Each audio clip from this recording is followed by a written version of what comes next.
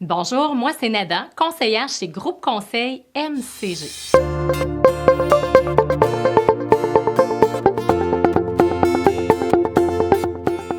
Les communications, comment ça se passe dans vos entreprises? Êtes-vous en mesure d'affirmer que vous avez une culture d'entreprise axée sur la communication? Prenez-vous du temps de qualité avec chacun de vos employés pour discuter, pour partager? Et si on voyait les communications internes comme un processus? Je vais vous donner ici quelques exemples pour mieux vous inspirer. En premier lieu, les discussions hebdomadaires de type informel. Comment vas-tu? Comment vont tes enfants? Comment ça se passe dans ton travail cette semaine?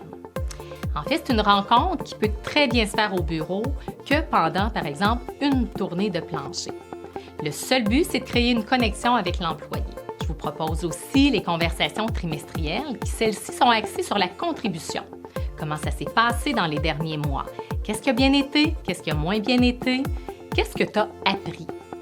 En fait, c'est le moment idéal de donner une rétroaction en lien avec la performance de l'employé, de définir les attentes pour le prochain trimestre, de voir comment on peut aider la personne à atteindre ses objectifs. Il existe aussi les rencontres biannuelles qui sont axées sur le développement de carrière. Comment t'aimes ton rôle dans ton équipe?